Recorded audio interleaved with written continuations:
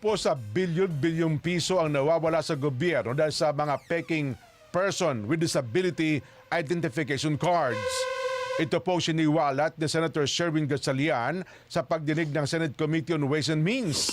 Ayon kay Gatchalian, 88 bilyong piso.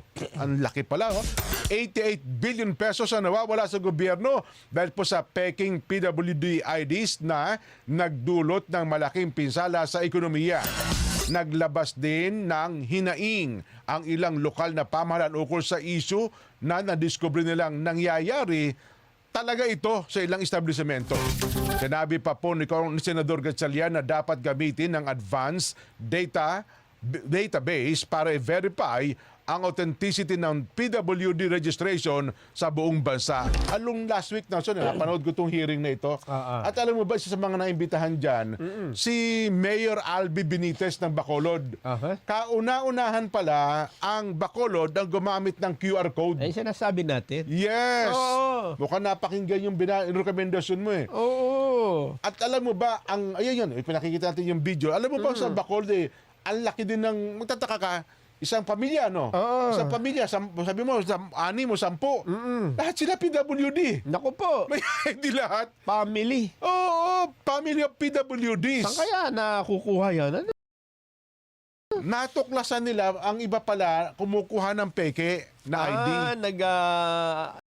Nagre-register talaga. Yes. So, nakakakuha ng peking ID. Siyempre, obligado ngayon yung establishment na magbigay ng diskwento sa kanila, di ba? Ngayon, ang ginawa po ng Bacolod City, kauna-unahan atang lungsod sa buong Pilipinas, na gumamit ng QR code, ang laki ng ibinaba, Nelson, ng mga nagkiklaim. Oo. Ito sa mga LGU na hindi alam. Ayun. Paggawa ng QR code. PM, tawag lang po kayo. Mura-mura lang yan. Hindi, pero siyempre may maintenance. Medyo taasan mo ng konti. Mahalan natin. Mahal pala bilihin kayo. Mahal ang bilihin kayo. Ang kamatis ay 140 din. Ang kilo. Kaya nga. Pero mas malaki matitipid nila. Mas malaki po. Pati mga establishment. Kaya kinukongratulate natin si Mayor Albi. At mukhang ang plano ngayon doon sa kanyang pagharap sa Senado last week ay mukhang i-recommenda ng komite ni Senador Gatchalian. Gamitin na rin ito. Meron akong percentage, hindi ko lang naalala ngayon, hindi ko lang nadala yung papel, na mula sa certain percent, nung hindi wala pang QR code, kung magkano ibinaba. Mula nung ipatupad nila, ang laki ng ibinaba. Oo. Kasi dyan, halimbawa, yung ID mo, pinakita mong gano'n. Ang gagawin lang ng establishment, kukunin, di ba? I-scan yan. Pagka lumabas, wala ho kayo sa record. Peke. Peke yung ID. Gano'n kasimple lang yun. Yes.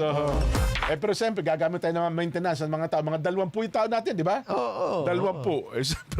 Pero kung i-compare nyo sa iba, sa amin na yung pinakamura pero pinaka-quality. Oo. Ibig sabihin, best price. Yan.